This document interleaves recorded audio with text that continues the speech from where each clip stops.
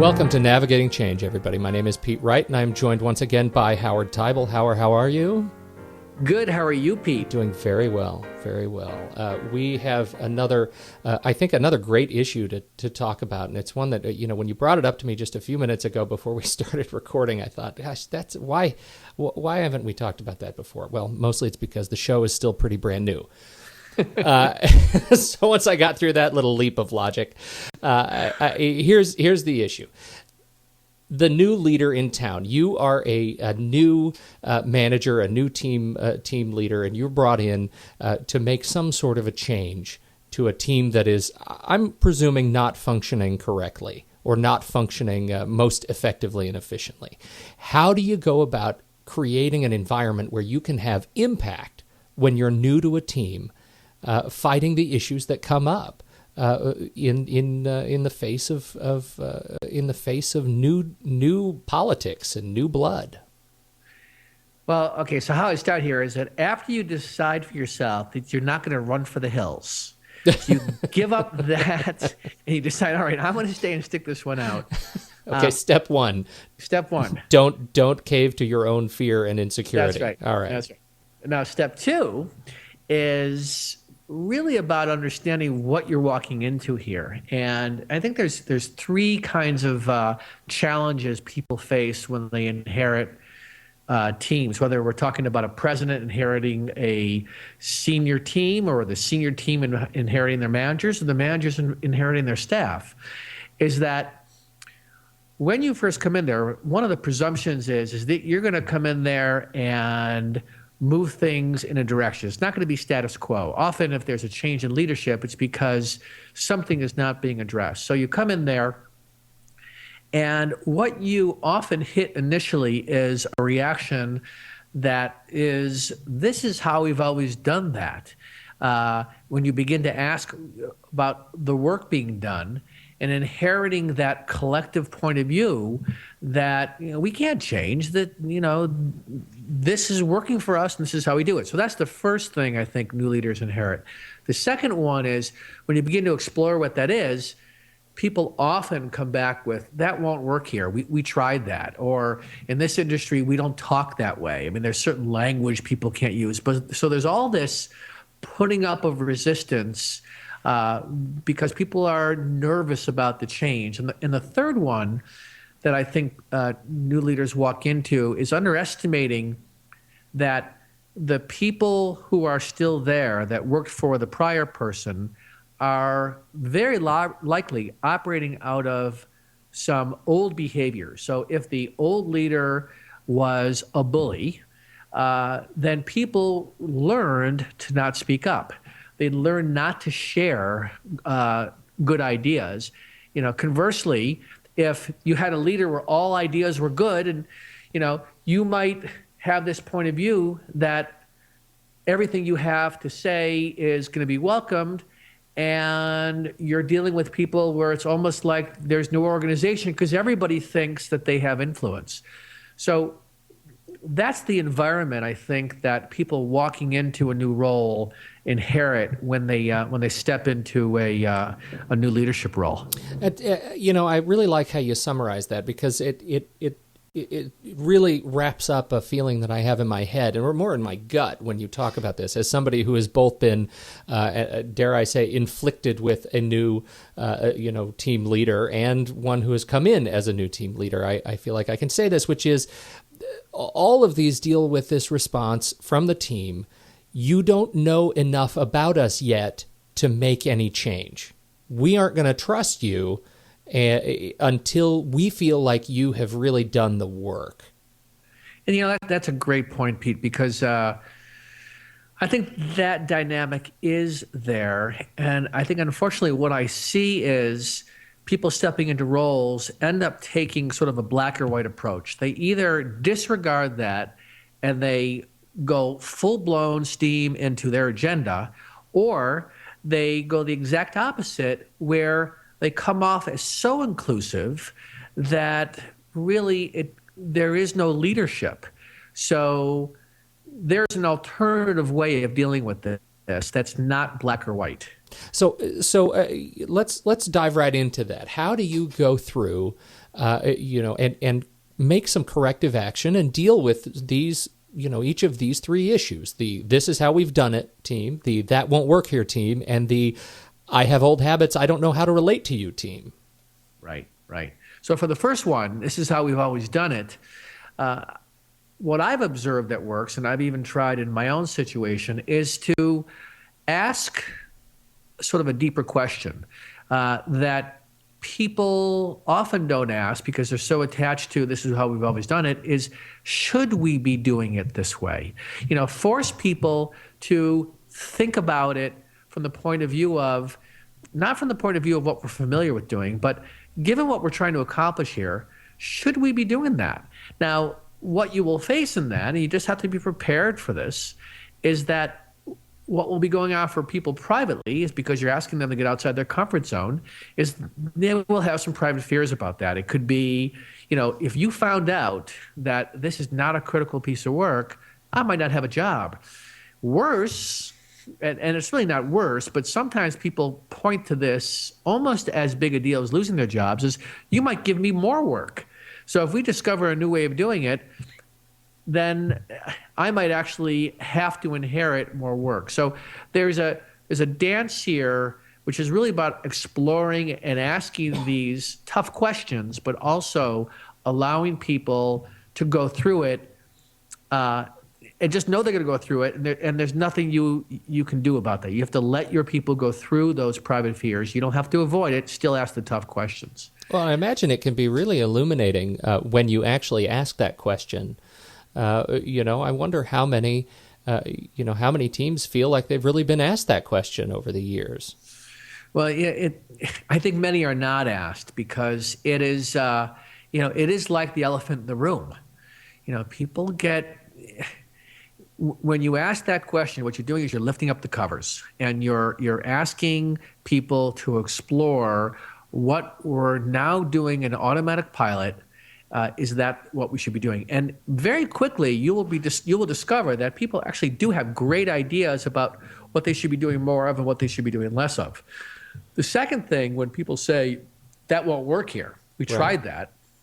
The thing to come back with in this case is to not to try to convince them otherwise because you did it someplace else and it worked great, or to say, okay, just throw your hands up, it won't work here, to then dive right into that. Great, so what happened? Find out when people say that won't work here, we tried that, find out how it played out, because first of all, that will throw people that you're actually showing interest about why something is not possible, why you can't do it here. And you might discover one of two things. You're going to discover either that there's a very good reason why it won't work here, or you might discover that they really didn't explore that sufficiently, and you can help them understand maybe another way of approaching it where they go, okay, actually, that's a good way of doing it, and then you can make inroads that way. So that's how to deal with that. That won't work here. We tried that. Okay. Now I feel like as we go through each of these, we're getting to sort of increasing levels of potential stubbornness in the response, and this third one is really the one that I think is potentially running into the most hard-headed types of responses. Well, what's interesting about the third one is that this third one about people having certain behaviors that they have sort of grown into based on how they were managed in the past, this is more unconscious than it is conscious. If you have a boss that has been with you for years and they really were, I don't mean tough, because I know some really good bosses who are tough because they ask good questions. That's different from being a bully. That's different from intimidating. And then in those situations, people don't speak up. So then you come in there and you find that no one's offering up anything. Well, one of the ways to do this, to actually begin to break down those walls, is to be transparent about your style of management. And more explicitly, share with them that this is how you'd like to work together. I think, I can't tell you the number of times I've seen senior leaders make assumptions about what they think people should get about them. So because you offer this great smile and you've got great teeth and you come to work and you seem to be enthusiastic, somehow people are just going to rally behind you. Sometimes it takes literally saying, it is okay to give me bad news. And matter of fact, not only do I want you to give me bad news, I expect that. We are going to not punish bad news. As a matter of fact, that's how we're going to get through this. Now, that might, it's like, sounds good.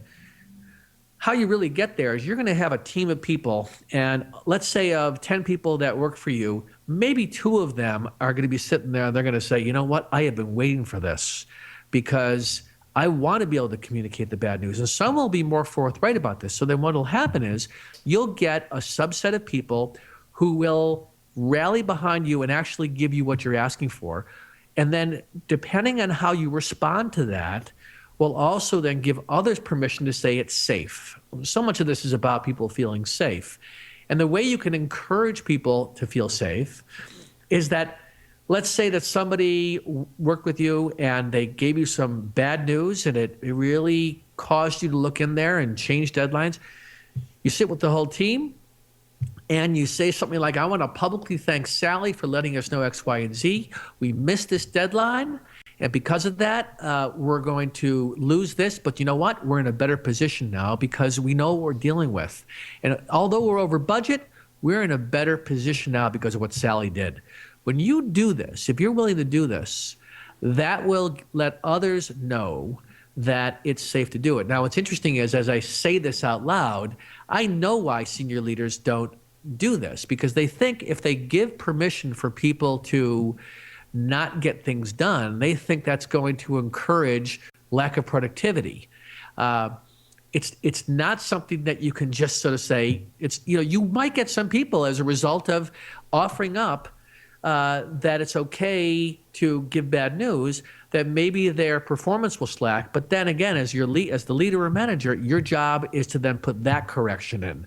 There's a great quote, and I think this is a perfect time to bring it up. It's this idea between problems and dilemmas, and the quote is, "Problems can be solved, while dilemmas need to be managed." And it is the dilemma to keep a team focused and transparent and willing to tell the truth. And you are not going to solve it by making one proclamation and then people are going to line up. You're going to have to pay attention throughout the whole time as they're getting adjusted to your new behavior. Oh, that's so good. And I really don't want to let that go. It's this idea that you're solving the right problem. Or to use your language, that you're addressing the right dilemma. So many times you have, I think there's this culture of measurement in management, and unless you can put a checkbox on it, and that's what we expect, that when we look at somebody's behavior, we can manage with a checkbox on a review, and that is just not the case in reality.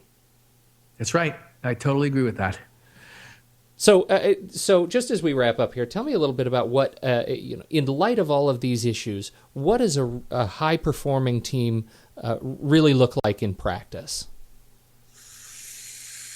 Well, this is almost a topic for its own podcast. But when I think about it from the point of view of observing a high-performing team, there is a willingness to... the thing that I see a lot more of, that where teams break down, a willingness to allow ambiguity to be part of the process. That, everyone knows communication is important. Everyone knows that, giving good presentations are important. Transparency, all that stuff is true. I think that the biggest challenge for teams is, recognizing that the process is never going to be perfect. And the sooner you cut your colleagues and, people that are part of your project team some slack for not getting things right, and actually coming from the point of view that everybody really is doing their best to get through this. And some people have constraints that you're probably not even aware of. The more people are able to work together. And this gets to that underlying question of trust, which takes time. I mean, that's the other piece of it that I think is tough, is that senior leaders have an expectation about this stuff happening overnight. And it not only does it take being a role model on their part to exemplify the behavior you're looking for, but they also have to give people time to adjust to it and not expect overnight everything is going to change. But, work still needs to get going. So, that's what comes to mind for me. Ambiguity is, I think, becoming even more prevalent. Uncertainty, how are we going to get through it? Timelines. It's almost out of control, but you can get there. It's just a matter of being willing to allow the ambiguity to be present. Well, and once you give yourself permission to allow that ambiguity, aren't you really setting free sort of a culture of allowing yourself to be even more creative in how you figure out solutions to complex problems? Absolutely. Absolutely. This is another great conversation, and you're right. It probably is a great topic for a whole nother show, and we should do that. Let's add that to the list of things to think about later. Thank you so much for your time, Howard. This has been a great conversation. It's always great talking to you. And until next time, on behalf of Howard Teibel, my name is Pete Wright. Thanks for listening to Navigating Change.